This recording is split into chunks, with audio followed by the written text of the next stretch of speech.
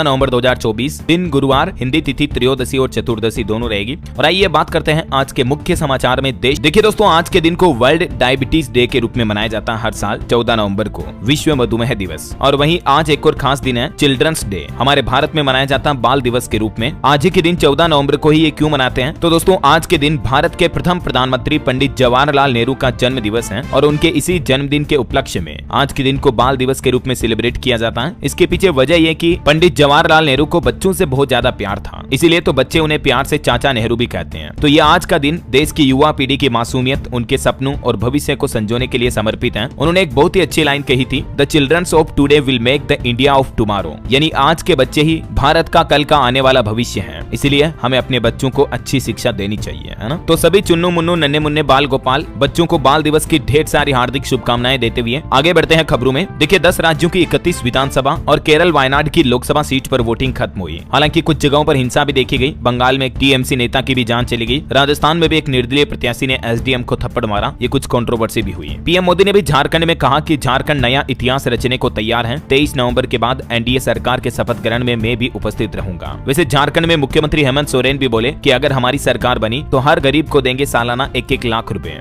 झारखंड के चुनावी माहौल के बीच मुख्यमंत्री ने भी ये बड़ी घोषणा की है। चलिए अगली बड़ी खबर देखिए। आज से ही हमारे देश के 18 रेलवे स्टेशनों पर सस्ती दवाइयां मिल पाएगी लोगों को। पीएम नरेंद्र मोदी ने दुर्गापुरा समेत कई अन्य राज्यों के स्टेशनों पर भारतीय जन औषधि केंद्रों का शुभारंभ किया। और फिलहाल ये सेवा देश के किन किन राज्यों में शुरू हो चुकी है, देख सकते हैं आप लिस्ट भी। राजस्थान के जयपुर, बाड़मेर समेत गुजरात, त्रिपुरा, तेलंगाना, पश्चिम बंगाल, छत्तीसगढ़, कर्नाटक, बिहार, एमपी, यूपी, तमिलनाडु के भी कई रेलवे स्टेशनों पर ये जन औषधि केंद्र खोल दिए गए हैं केंद्र सरकार द्वारा, जहां पर अब रेल यात्रियों को आते जाते दौरान भी सस्ती दवाइयां खरीदने का मौका मिलेगा, है ना। वहीं देखिए बड़ी खबर, कोचिंग सेंटर्स को लेकर सरकार की तरफ से एक नई गाइडलाइन जारी की गई। सरकार ने कहा कि 100% सिलेक्शन या जॉब देने का दावा नहीं कर सकते हैं अब कोचिंग इंस्टीट्यूट। वहीं जो टॉपर्स स्टूडेंट होते हैं उनकी फोटो को भी एडवर्टाइजमेंट में बिना परमिशन के नहीं छाप पाएंगे। कई बार कोचिंग इंस्टीट्यूट जो भ्रामक विज्ञापन देते हैं स्टूडेंट को अपने संस्थान में खींचने के लिए, तो ऐसे इंस्टीट्यूट पर अब 50 लाख रुपए तक का जुर्माना लगाया जाएगा और सख्त कार्यवाही भी की जाएगी। ये देख सकते हैं आप, कोचिंग सेंटर्स के लिए सरकार की तरफ से इस गाइडलाइन में ये 10 नए नियम लागू किए गए हैं। 10 बड़ी बातें कही गई हैं। थोड़ा सा वीडियो को पॉज करके देख लीजिएगा। और चलिए अगला अपडेट देखिए दोस्तों, ऑटोमोबाइल इंडस्ट्री से आ रहा है। बीते महीने अक्टूबर में भारत में दोपहिया वाहनों की बिक्री ने नया रिकॉर्ड बनाया। 21,64,000 यूनिट तक आंकड़ा पहुंच चुका है। इस साल अक्टूबर महीने में देश में दोपहिया वाहन यानी कि बाइक, स्कूटी वगैरह की अच्छी खासी बिक्री में बढ़ोतरी हुई है। वहीं देखिए बड़ी खबर, वाहन चोरों के एक अंतर्राज्यीय सिंडिकेट का भंडाफोड़ हुआ। अब तक 300 से भी ज्यादा गाड़ियों की चोरी करके उनके कलपुर्जे बेच दिए।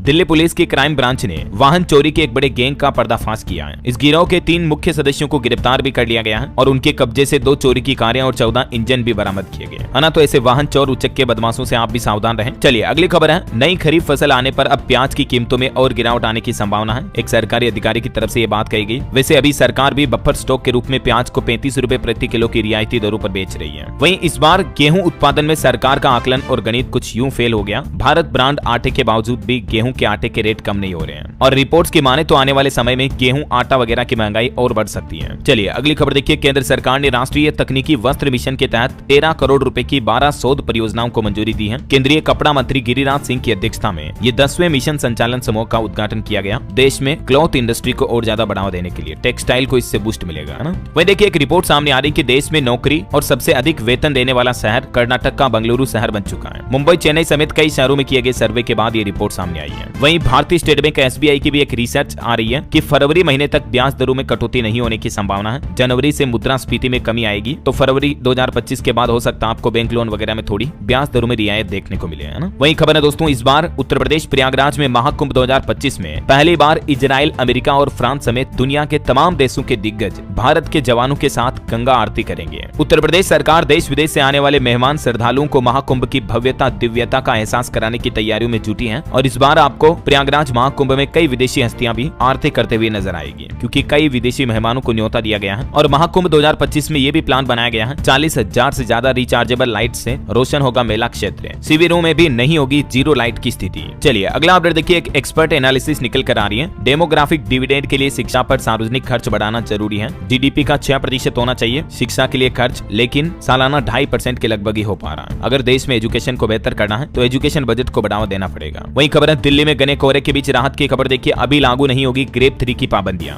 वैसे तो दोस्तों दिल्ली की हवा अभी भी देश में सबसे जहरीली हवा बनी हुई है। पहली बार दिल्ली में AQI गंभीर श्रेणी में पहुंच चुका है, लेकिन ग्रेप 3 की पाबंदियां अभी तक लागू नहीं की जाएगी। दिल्ली के अलावा भी और कई राज्यों में भारी प्रदूषण फैल रहा है। अभी देखिए कई इलाकों में तो दिल्ली से भी ज्यादा बिहार की हवा जहरीली है। बिहार के हाजीपुर का AQI 437 और पटना का AQI भी 339 चल रहा है। इधर पंजाब चंडीगढ़ की भी हवा मानो जहरीली हो चुकी है। राजधानी में 370 तक पहुंचा AQI। चंडीगढ़ में तो वायु प्रदूषण को देखते हुए प्रशासन ने हेल्थ एडवाइजरी भी जारी की और लोगों को मास्क लगाने की सलाह दी है और साथ ही कहा कि दोपहर 12 बजे से लेकर 4 बजे तक घर में ही रहें, क्योंकि कई पराली जलाने की घटनाएं भी सामने आ रही। देखिए आप नासा के लाइव फायर मैप में भी पंजाब और हरियाणा में देखने को मिली भीषण आग। ये जितने भी लाल लाल एरिया आप देख पा रहे इन खेतों में पराली जलाई गई है, जो कि अमेरिकी अंतरिक्ष एजेंसी नासा के सैटेलाइट तस्वीरों में भी कैद हुई है। चलिए अगली खबर देखिए, जमीन से लेकर आकाश तक होगा अब भारतीय सेना का दबदबा। प्रोजेक्ट आकाश तीर दुश्मन की हर हरकत पर रखेगा नजर। भारत के रक्षा मंत्रालय की तरफ से ये नई पहल की जा रही है और इससे हमारे देश की सेना और मजबूत होगी, देश की सुरक्षा भी। धारा 370 की वापसी पर गृह मंत्री अमित शाह ने कहा कि अगर इंदिरा गांधी स्वर्ग से भी वापस आ जाती हैं, तो भी धारा 370 बहाल नहीं होगी। वहीं विश्व हिंदू परिषद की तरफ से भी एक रिपोर्ट जारी की गई, जिसके मुताबिक देश भर में हिंदुओं और हिंदुओं के मंदिरों पर हमले और युवतियों की हत्या के मामले 300 से भी ज्यादा सामने आए हैं। जनवरी 2023 से लेकर इस साल छठ पूजा तक देश में इतने हिंदुओं पर अत्याचार की घटनाएं देखने को मिली हैं और विश्व हिंदू परिषद ने इन आंकड़ों को जारी करते हुए सरकार से कानूनी कार्रवाई करने की भी अपील की है। और भारतीयों की संपत्ति पर एक रिपोर्ट देखिए, बीते 10 साल में भारतीय परिवारों की संपत्ति 717 लाख करोड़ रुपए बढ़ी है, जिनमें 11% कमाई लोगों को शेयर बाजार से हुई है। लॉन्ग टर्म में इक्विटी में निवेश ने लोगों को सबसे अच्छा रिटर्न, ज्यादा रिटर्न दिया है। ये अलग अलग एसेट क्लास में भी रिटर्न आप देख सकते हैं। सोना चांदी प्रॉपर्टी इन्वेस्टमेंट वालों को भी अच्छा खासा रिटर्न मिला है। वहीं देखिए प्रधानमंत्री नरेंद्र मोदी झारखंड चुनावी जनसभा में बोले कि रोटी बेटी और माटी की सुरक्षा से खिलवाड़ नहीं होने देंगे। जेएमएम सरकार ने घुसपैठियों को बसाया, कोर्ट में झूठ बोला कि घुसपैठ हुई ही नहीं। और वैसे पीएम मोदी ने बिहार वासियों को भी कई बड़ी सौगात दी। 12,000 करोड़ रुपए के नए प्रोजेक्ट शुरू किए। दरभंगा में एम्स हॉस्पिटल की नींव भी रखी। 3 नए रेलवे स्टेशन, बाईपास का भी लोकार्पण किया और बोले कि आंखों का अस्पताल भी बन रहा है। ये तस्वीरें आप देख सकते हैं। बिहार में पीएम मोदी के भाषण की ये कुछ बड़ी बातें रही। उन्होंने शारदा सिन्हा को भी श्रद्धांजलि दी और बिहार के मुख्यमंत्री नीतीश कुमार ने भी पीएम मोदी के एक बार फिर से पैर छुए। भाषण के बाद उन्हें प्रणाम किया और उन्हें पीएम की कुर्सी तक ले गए। पहले ऐसा 7 जून को भी किया था, जब इलेक्शन के नतीजे आए थे, नई सरकार वगैरह बनी थी, है ना। इधर देखिए राहुल गांधी केरल वायनाड में जिप लाइन पर एंजॉय करते हुए दिखे। 300 मीटर की ऊंचाई से दिखाई वायनाड की खूबसूरती और बोले कि ये मेरे लिए राजनीति से भी बढ़कर है। चलिए अगला अपडेट देखिए, रिलायंस जियो की तरफ से एक सबसे छोटा रिचार्ज प्लान पेश किया गया।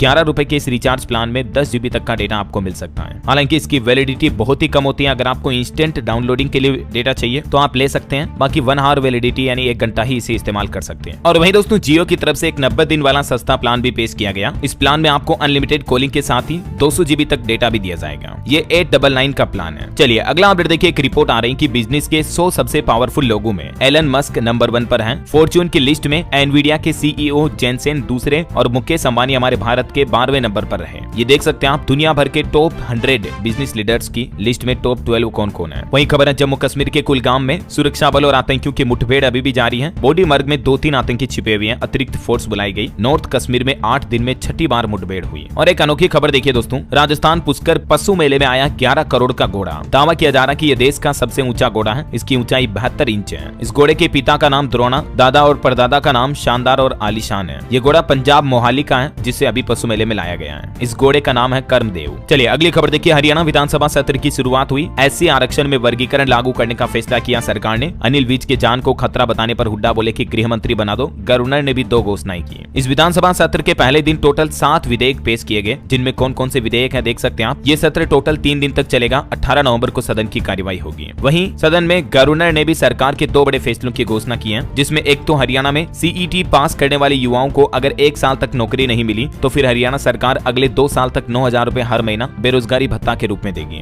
और ग्रुप C और D की महिला कर्मचारियों को उनके मनचाहे जिले में तैनाती की नीति लाई जाएगी। नाइट शिफ्ट में उन्हें गाड़ी की सुविधा भी मिलेगी। तो ये हरियाणा सरकार की अच्छी पहल है। और चलिए अगली खबर देखिए, पश्चिम बंगाल कोलकाता ट्रेनी डॉक्टर मामले पर खबर आ रही कि गवर्नर ने ममता सरकार से रिपोर्ट मांगी। आरोपी संजय रॉय ने खुद को बेगुनाह बताया था। पूर्व कमिश्नर पर फंसाने के आरोप भी लगे हैं। वहीं बड़ी खबर है दोस्तों, बुलडोजर एक्शन पर भी सुप्रीम कोर्ट की तरफ से नई गाइडलाइंस जारी की गई और सुप्रीम कोर्ट ने आखिरकार अपने अंतिम फैसले में बुलडोजर कार्यवाही पर रोक लगा दी है। उत्तर प्रदेश की योगी सरकार को अब बुलडोजर एक्शन लेना भारी पड़ेगा। हालांकि बुलडोजर एक्शन में कुछ ऐसी कंडीशन रखी गई है जिन पर यह सुप्रीम कोर्ट का नया दिशा निर्देश लागू नहीं होगा। और वो कंडीशन है, सार्वजनिक स्थानों पर अगर कोई अवैध निर्माण करता है तो उस पर बुलडोजर चलाया जा सकेगा, उसमें रोक नहीं होगी। बाकी बुलडोजर एक्शन पर देश के सर्वोच्च न्यायालय सुप्रीम कोर्ट ने कहा कि अफसर जज नहीं बन सकते हैं। प्रॉपर्टी तोड़ने से पहले लोगों को 15 दिन का नोटिस देना पड़ेगा। बुलडोजर चलाते दौरान वीडियोग्राफी करना भी जरूरी होगा। और अगर कोई अफसर दोषी पाया गया और निर्माण कार्य तोड़ दिया तो निर्माण करवाना पड़ेगा वापस प्लस मुआवजा देना पड़ेगा। हालांकि यूपी की योगी सरकार ने भी सुप्रीम कोर्ट के फैसले का स्वागत करते हुए कहा कि यूपी में बुलडोजर 6 शर्त चलता रहेगा। 15 पॉइंट में सुप्रीम कोर्ट ने अपनी टोटल ये गाइडलाइन जारी की है। मैंने आपको कल दिन में डिटेल जानकारी बताया, आप देख सकते हैं जो सुप्रीम कोर्ट की तरफ से ये फैसला सुनाते हुए गाइडलाइन के रूप में जारी किया गया है। और सुप्रीम कोर्ट ने ये 7 तख्त टिप्पणी भी की, कहा कि अधिकारी जज नहीं बन सकते हैं, खुद अपने हाथों फैसला नहीं ले सकते हैं, है ना। चलिए अगली खबर देखिए। मणिपुर राज्य में उग्रवादियों के मारे जाने के बाद लगातार तनाव का माहौल है। इस बीच केंद्र सरकार ने सीआरपीएफ की 20 और कंपनियां भेजी।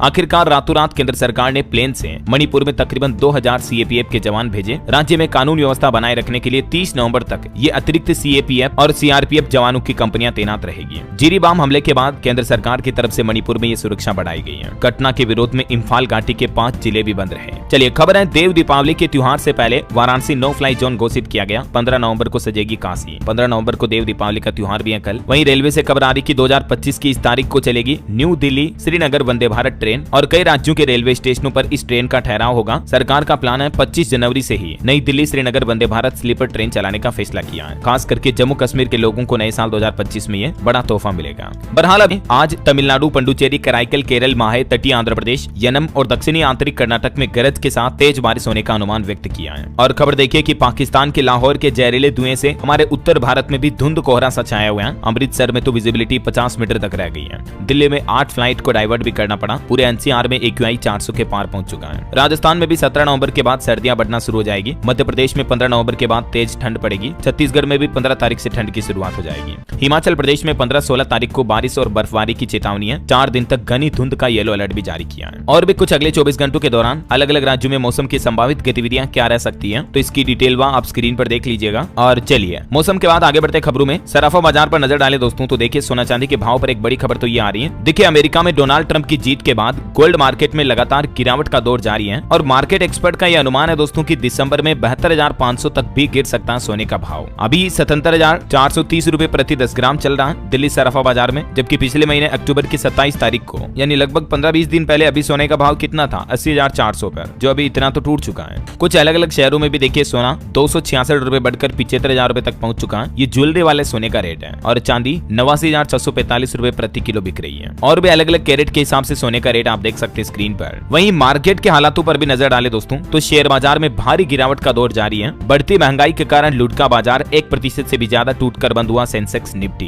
क्योंकि शेयर बाजार में बड़े निवेशकों की बिकवाली जारी है। ऊपरी स्तर से निफ्टी 10% तक टूट चुका है। बीते कुछ दिनों में सेंसेक्स अपने हाई से 8,300 अंक नीचे चल रहा है। बीते दिन भी सेंसेक्स में 984 अंक की गिरावट दर्ज हुई, अभी 77,690 के लेवल पर है। निफ्टी भी 324 अंक गिरा। बीएसई स्मॉल कैप में भी 1651 अंक की गिरावट देखी गई। और दोस्तों भारतीय शेयर बाजार जो इस तरीके से गिरकर धड़ाम हुआ, इसमें निवेशकों के तकरीबन 6 लाख करोड़ रुपए डूब चुके हैं। वैसे निवेशकों के लिए एक और खबर है, कमाई का मौका। 13 नवंबर को एक नया आईपीओ आ रहा है, ब्लैक बक का आईपीओ। और कुछ कंपनियों के नतीजे देखिए आप। वीआई यानी वोडाफोन आइडिया को दूसरी तिमाही में 7,176 करोड़ का नेट लॉस हुआ, हालांकि पिछले साल के मुकाबले 18% कम रहा। और स्विगी कंपनी का शेयर भी एनएसई पर लिस्ट हो चुका है, लगभग 7-8% ऊपर लिस्ट हुआ 420 के प्राइस पर। और वहीं दोस्तों शेयर बाजार में ट्रेडिंग करने वालों के लिए एक सबसे बड़ा अपडेट तो ये है, एफएंडो यानी फ्यूचर एंड ऑप्शंस में शामिल हुए पेटीएम, डीमार्ट, डिलीवरी समेत कुल 45 नए शेयरों को एफएंडो सेगमेंट में सेबी ने लिस्ट करने की अनुमति दे दी है। इस सूची में जोमेटो, जियो फाइनेंशियल, एवेन्यू सुपरमार्ट जैसे बड़े नाम भी शामिल हैं। 29 नवंबर से ही इन 45 नए शेयरों के फ्यूचर एंड ऑप्शंस कॉन्ट्रैक्ट में आप ट्रेडिंग कर पाएंगे, है ना। और चलिए दोस्तों मार्केट के बाद आगे बढ़ते हैं खबरों में। देखिए खबर, सऊदी अरब के विदेश मंत्री फैजल अभी भारत पहुंचे हुए हैं। आज हमारे विदेश मंत्री एस जयशंकर के साथ मुलाकात बैठक भी करेंगे।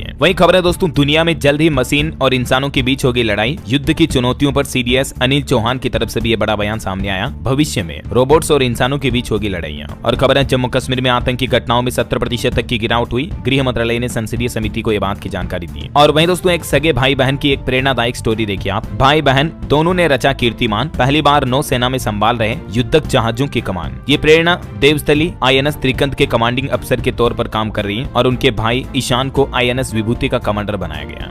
मेनी कांग्रेट्स दोनों भाई बहनों को। और बड़ी खबर देखिए, सुप्रीम कोर्ट ने अनुकंपा नियुक्ति की एक याचिका को खारिज कर दिया, ये कहते हुए कि ये सरकारी नौकरी पाने का कोई निहित अधिकार नहीं है। मतलब अनुकंपा नियुक्ति भी सिचुएशन के आधार पर ही दी जा सकती है, ये कोई जन्मसिद्ध अधिकार नहीं है ऐसा। और दोस्तों दुनिया में चल रहे युद्ध के हालातों के बीच विदेश मंत्री एस जयशंकर का कहना है कि पश्चिम एशिया की वर्तमान स्थिति गंभीर चिंता की बात है। भारत इन देशों में चल रहे युद्ध के विराम के पक्ष में है, मतलब लड़ाई पर रोक लगनी चाहिए। और खबर है, लोक मंथन भाग्यनगर 2024 कार्यक्रम का उद्घाटन करेंगी देश की राष्ट्रपति द्रौपदी मुर्मू। 21 नवंबर से इसकी शुरुआत होगी। ये 4 दिवसीय संस्कृति महाकुंभ का आयोजन हैदराबाद अहमदाबाद में किया जाना है। 21 नवंबर से शुरू होगा। इसमें दुनिया के 10 देशों के मूलवासी शामिल होंगे। और खबर है भारत की तीनों सेनाओं ने किया पहला अंतरिक्ष अभ्यास भी, भावी युद्ध क्षेत्र की स्थितियों की जानकारी ली। और ये पहली बार ऐसा मौका देखने को मिला जब तीनों सेनाएं एक साथ आसमान में युद्धाभ्यास कर रही है। वहीं पेंशन पाने वालों के लिए बड़ा अपडेट है। रिटायरमेंट से पहले तैयार होंगे अब पेंशन के दस्तावेज। किस फाइल को कितने दिन में मिलेगी मंजूरी, इसको लेकर भी सभी मंत्रालयों को सरकार की तरफ से कुछ नए दिशा निर्देश जारी किए गए हैं। ये देख सकते हैं आप, सरकार द्वारा जारी पेंशन एवं पेंशन भोगी कल्याण विभाग ने अपने कार्यालय ज्ञापन में क्या सूचना जारी की है। चलिए खबर है उत्तर प्रदेश में अब नेपाल की सीमा पर बढ़ाई जाएगी सतर्कता। बॉर्डर से सटे 5 जिलों में स्थापित होगी ATS यूनिट। और वहीं यूपी की योगी सरकार की बड़ी कार्रवाई देखिए। जमीन अधिग्रहण घोटाले में 4 राजस्व निरीक्षक समेत 10 कर्मचारियों को दोषी करार दिया। मुख्यमंत्री ने इन्हें तुरंत सस्पेंड करने का आदेश जारी किया है। और एक अच्छी रिपोर्ट देखिए, भारतीय स्टार्टअप के लिए आए अच्छे दिन। इस साल अक्टूबर तक मिला $10 बिलियन का फंड है। मतलब भारतीय स्टार्टअप्स ने इतनी फंडिंग उठाई है निवेशकों के जरिए। और एक अच्छी रिपोर्ट आ रही है कि 21वीं सदी में भारत इंफ्रास्ट्रक्चर पर करेगा सबसे ज्यादा खर्च। इन सेक्टर्स पर रहेगा फोकस। केंद्र सरकार के प्लान के मुताबिक राजमार्ग, बंदरगाह, हवाई अड्डे, रेलवे क्षेत्रों में टिकट परियोजनाओं पर सरकार सबसे बड़ा खर्च करेगी। तो इन सेक्टर से जुड़े स्टॉक्स पर भी आप नजर रखें जरूर। और युवाओं के लिए नौकरियों पर भी एक अच्छी खबर देखिए आप। खत्म होगा नौकरियों का संकट। साल 2028 तक पैदा होंगे 3 करोड़ 39 लाख जॉब्स। किन किन सेक्टर में जॉब के सबसे ज्यादा नए मौके होंगे? तो दोस्तों हालिया ताजा रिपोर्ट में बताया गया है कि AI के इस युग में भारत में 2023 से 2028 के बीच 423 मिलियन से लेकर 457 मिलियन तक वर्कफोर्स बढ़ाने का अनुमान है। मतलब इतनी वर्कफोर्स बढ़ सकती है तो श्रमिक, कारीगरों, नौकरी करने वाले युवाओं की लोगों की संख्या भी बढ़ेगी। इन सेक्टर्स में युवाओं को ज्यादा मौके मिलेंगे। टेक्नोलॉजी से जुड़ी नौकरियां भी भविष्य में बढ़ेगी। तभी तो मैं कहता हूं दोस्तों कि वक्त के साथ हमें भगवान बिरसा मुंडा की 150वीं जयंती के मौके पर PM मोदी 6640 करोड़ की परियोजनाओं की सौगात देंगे। कल 15 नवंबर को जनजातीय गौरव दिवस के मौके पर फिर से बिहार जाएंगे PM मोदी और यहाँ कई नई परियोजनाओं का शिलान्यास उद्घाटन करेंगे। इससे पहले बीते दिन भी बिहार दरभंगा में 12,000 करोड़ की योजनाएं शुरू की थी। मैंने आपको बताया था अपडेट। चलिए कारोबारियों के लिए अच्छी खबर आ रही है, राहत भरी खबर देखिए। गलत GST-IN पर आया इनपुट टैक्स क्रेडिट, फिर भी आपको पूरा पैसा मिलेगा। देश के लाखों कारोबारियों के लिए सरकार की तरफ से ये राहत भरा फैसला लिया गया। डिटेल आप देख सकते हैं। वहीं खबर है जॉब करने वाली महिलाओं, माताओं, बहनों के लिए खुशखबरी, अब अलग से मिलेंगी 12 छुट्टियां। दरअसल ओडिशा राज्य सरकार की तरफ से महिला कर्मचारियों के लिए मासिक धर्म अवकाश नीति लागू करने का फैसला किया है, जिसके तहत 55 साल तक की महिलाएं हर महीने एक सवेतन छुट्टी ले सकती हैं उनके पीरियड्स के टाइम के दौरान। चलिए खबर देखिए, हिमाचल प्रदेश सरकार को हाईकोर्ट से बड़ा झटका लगा। प्रदेश के सभी CPS को हटाने का आदेश जारी किया हाईकोर्ट ने और उनकी सभी सरकारी सुविधाएं भी बंद की जाएगी। हाईकोर्ट ने सुक्खू सरकार के सभी 6 मुख्य संसदीय सचिव CPS यानी संसदीय सचिव को हटाने का यह आदेश जारी किया है। और खबर है दोस्तों, अदानी ग्रुप अमेरिका में एनर्जी सिक्योरिटी और इंफ्रास्ट्रक्चर प्रोजेक्ट्स के लिए $10 अरब का निवेश करेगा और इस निवेश से 15,000 से भी ज्यादा लोगों को नौकरियां मिलेंगी। चलिए हाईकोर्ट के कुछ बड़े फैसले देखिए दोस्तों, लड़कियों, महिलाओं, पति पत्नी को लेकर। एक तो झारखंड हाईकोर्ट ने अहम टिप्पणी की, कहा कि पति की गर्लफ्रेंड पर प्रताड़ना का केस नहीं कर सकती है पत्नी। हाईकोर्ट ने कहा कि प्रताड़ना का मामला सिर्फ पति और उनके रिश्तेदारों पर ही दर्ज कराया जा सकता है। ऐसा नहीं कि कोई महिला ये कह रही कि मेरे पति की गर्लफ्रेंड या उसकी रखेल मुझे प्रताड़ित करती है, तो इसका कोई अधिकार नहीं बनता एक पत्नी का। ठीक है। इसके अलावा भी देखिए मद्रास हाईकोर्ट ने प्रेमी प्रेमिका को लेकर ये फैसला सुनाया। अब मैं बोलूंगा तो अच्छा नहीं लगेगा, ये देख सकते हैं फैसला भी स्क्रीन पर। चलो बोल ही देता हूँ, इसमें ऐसी कोई बात नहीं है। प्रेमिका को चूमना और गले लगाना कोई अपराध नहीं है। मद्रास हाईकोर्ट ने यौन उत्पीड़न मामले में सुनवाई करते हुए ये एक बड़ा फैसला सुनाया एक केस के दौरान। अच्छा, तलाकशुदा पति पत्नी के मामले से जुड़ा कर्नाटक हाईकोर्ट का एक बड़ा फैसला भी मैंने आपको कल बताया था कि तलाकशुदा पत्नी के साथ अगर बेटियां रह रही है ना, तो भी पिता की जिम्मेदारी है उन बेटियों का शिक्षा, भरण पोषण का कर्तव्य पिता का होगा, है ना। चलिए अब अपन आगे बढ़ते हैं खबरों में। देखिए एक तो हरियाणा में रिटायर्ड अग्निवीरों के लिए भी बड़ी खुशखबरी आई है। उन्हें बिजनेस करने के लिए 10 लाख रुपए तक का लोन बिना ब्याज के देगी हरियाणा की नायब सिंह सैनी सरकार। ये अग्निवीर जवानों के लिए वाकई में बहुत ही अच्छा फैसला लिया गया है। और किसान भाई लोगों के लिए भी हरियाणा सरकार ने एक बड़ा ऐलान किया, कहा कि धान नहीं बोने वाले किसानों को प्रति एकड़ 10,000 रुपए दिए जाएंगे। सरकार का प्लान है 500 हाईटेक CMPEX केंद्र का भी निर्माण किया जाएगा और किन किन किसानों को ये लाभ मिलेगा जिसकी डिटेल भी आप देख सकते हैं। चलिए अगली खबर देखिए, उत्तर प्रदेश में खेती की जमीन पर निर्माण कराना अब आसान नहीं होगा। योगी सरकार की तरफ से कुछ नए नियम लागू किए गए हैं। शहरों में स्थित कृषि भूमि पर अवैध तरीके से हो रही आवासीय और व्यावसायिक निर्माण को देखते हुए योगी सरकार की तरफ से यह अहम फैसला लिया गया। नए नियम के तहत अब निर्माण करवाने से पहले अनुमति लेना आवश्यक होगा। प्रमुख सचिव आवास पी गुरु प्रसाद की तरफ से इस संबंध में आदेश भी जारी कर दिए। निर्माण से पहले NOC लेनी होगी, यानी नो ऑब्जेक्शन सर्टिफिकेट चाहिए होगा। बिना इजाजत निर्माण करने पर एक्शन लिया जाएगा। भू माफियाओं पर भी लगाम लगेगी, है ना। वैसे उत्तर प्रदेश में जो पर्यटन स्थल है ना, उनकी जानकारी अब आपको आपके मोबाइल पर ही एक क्लिक में मिल जाएगी, क्योंकि यूपी सरकार सरकार की तरफ से पर्यटन को बढ़ावा देने के लिए एक नया मोबाइल ऐप भी लॉन्च किया गया।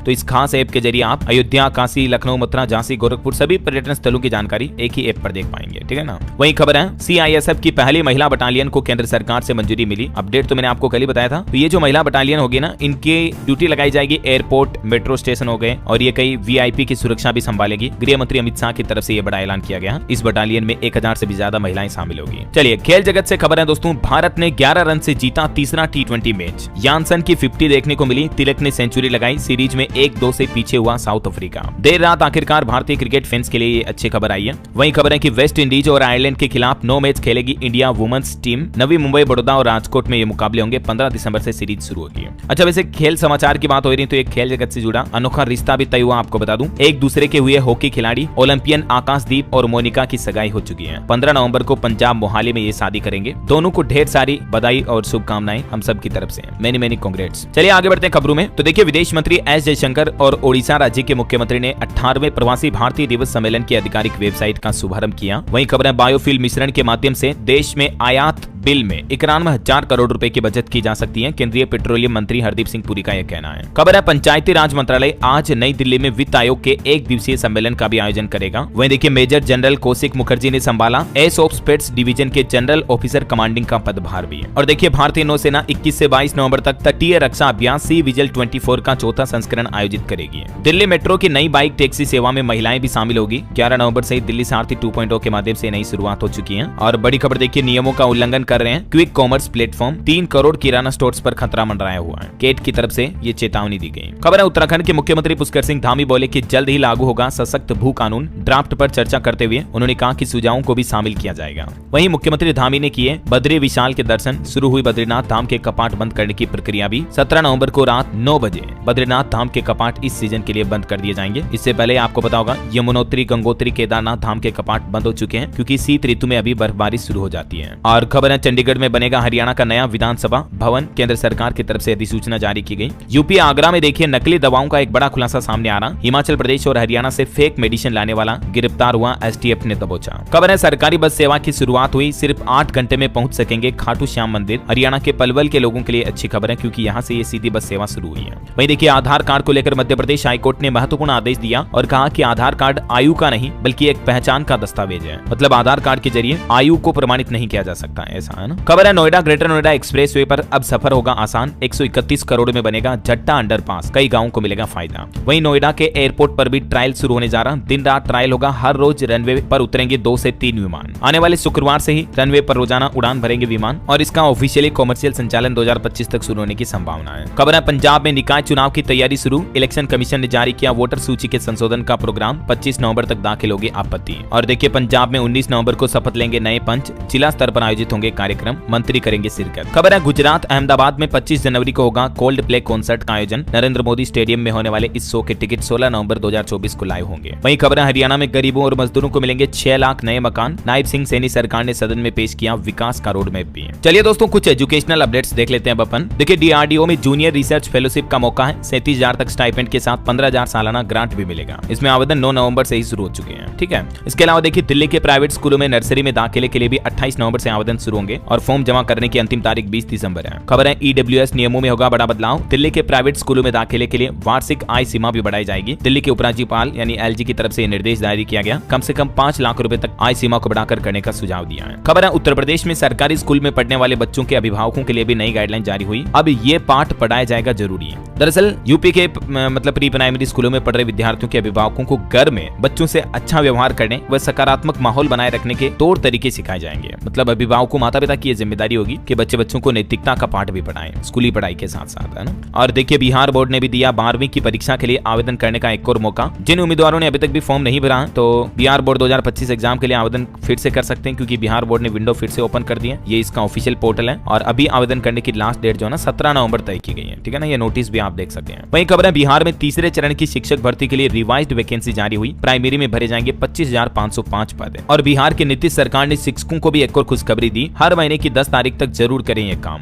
दरअसल बिहार सरकार दिसंबर से ही राज्य के सरकारी स्कूलों में हर महीने एक उत्कृष्ट शिक्षक को पुरस्कृत करेगी। मतलब हर स्कूल का जो अच्छा शिक्षक होगा ना, उनको पुरस्कार दिया जाएगा। और शिक्षक प्रधानाध्यापक को 10 दिसंबर तक शिक्षा विभाग के ई शिक्षा कोष पोर्टल पर ये जानकारी भी देनी होगी कि कौन टीचर अच्छा परफॉर्म कर रहा, मतलब स्कूल में, ऐसा है ना। और बिहार में सक्षमता पास शिक्षकों के लिए भी खुशखबरी आई। सीएम नीतीश कुमार इस दिन देंगे नियुक्ति पत्र। 20 नवंबर को 1,40,000 से भी ज्यादा सक्षमता पास शिक्षकों को नियुक्ति पत्र दिए जाएंगे। और खबर है दिसंबर जनवरी में 4 परीक्षाओं के जरिए 2462 पदों पर भर्ती होगी। उत्तर प्रदेश अधीनस्थ सेवा चयन आयोग की तरफ से यह कार्यक्रम जारी किया गया। और ओएनजीसी में भी 2236 पदों पर निकली भर्ती के लिए आवेदन की तारीख बढ़कर अभी 20 नवंबर हो चुकी है, तो तब तक आप अप्लाई कर सकते हैं। ठीक है, फीस भी इसमें निःशुल्क है। वहीं देखिए यूपी में पीसीएस आरओ पर छात्र आंदोलन अभी भी जारी है। कुछ तस्वीरें आप देख सकते हैं। तो ये तो हो गई एजुकेशनल खबरें। और एक मोबाइल फोन लॉन्चिंग पर अपडेट है दोस्तों। रेडमी का F4 5G स्मार्टफोन 20 नवंबर को लॉन्च होगा। इसकी अनुमानित कीमत 10,000 रुपए तक हो सकती है। चलिए अब अपन कुछ अंतर्राष्ट्रीय न्यूज देख लेते हैं। देखिए, एक तो तालिबान ने भारत में पीएचडी छात्र को बनाया राजनयिक, मुंबई के वाणिज्य दूतावास में नियुक्त किया। वहीं रशिया का नया प्लान है, बच्चे पैदा करने के लिए नया कानून बनाएगी रूस सरकार। घटती आबादी के चलते फैसला लिया। इस तरह का मंत्रालय बनाने पर भी विचार किया जा रहा और बच्चों के जन्म पर 9 लाख रुपए तक का इनाम भी देगी अब रूस की गवर्नमेंट, वहां के देश की आबादी बढ़ाने के लिए। अच्छा, वहीं अमेरिकी चुनाव के बाद डोनाल्ड ट्रंप और अमेरिका के वर्तमान राष्ट्रपति जो बाइडेन की मुलाकात भी हुई। बाइडेन ने हाथ मिलाकर ट्रंप का व्हाइट हाउस में स्वागत किया और सत्ता सौंपने पर बातचीत भी हुई। चुनावी जीत के बाद पहली बार ये व्हाइट हाउस में पहुंचे। चुनावी जीत तो क्या, 4 सालों बाद व्हाइट हाउस लौटे डोनाल्ड ट्रंप। अच्छा, और अमेरिका के नए रक्षा सचिव होंगे फॉक्स न्यूज के host Pete Hegseth. Donald Trump ने ये बात की भी घोषणा की है। वहीं खबर है ट्रंप ने एलन मस्क और रामास्वामी को भी सरकार में शामिल किया। सरकार को सलाह देने वाला नया डिपार्टमेंट संभालेंगे ये। और देखिए, अमेरिका में ट्रंप की जीत के बाद गर्भ निरोधक दवाओं की मांग भी बढ़ी। महिलाओं को अबॉर्शन राइट्स छीनने का डर है। 1000% तक इन दवाओं की सेल बढ़ी जस्ट चुनावी नतीजों के बाद। अब जरा सोचिए ट्रंप की पॉलिसीज का लोगों में कितना डर है। और खबर है ट्रंप के खिलाफ इस तरह के केस के मामले की सुनवाई भी टली। सजा रद्द करने की अपील की थी, तो अभी देखते हैं कोर्ट की तरफ से क्या फैसला आता है। वहीं खबर देखिए आप, ब्रिटिश लेखिका सामंथा हॉर्वे ने ऑर्बिटल उपन्यास के लिए बुकर पुरस्कार जीता। और रूस यूक्रेन युद्ध पर खबर आ रही कि रूस से युद्ध लड़ रहे यूक्रेन को अगले साल नहीं होगी दिक्कत। जाते जाते जो बाइडेन भी इस तरह का इंतजाम करते जा रहे हैं कि अमेरिका से हथियार वगैरह सप्लाई प्रॉपर होती रहेगी। ठीक है, तो ये हो गई अंतर्राष्ट्रीय न्यूज की बात। और एक अपडेट आपको बता दूं दोस्तों, कल 15 नवंबर को कार्तिक पूर्णिमा भी है। सुबह सूर्य को और शाम चंद्रमा को अर्घ्य चढ़ाएं। सूर्यास्त के बाद तुलसी के पास दीपक भी जलाएं, क्योंकि कल 15 नवंबर को देव दीपावली भी रहेगी।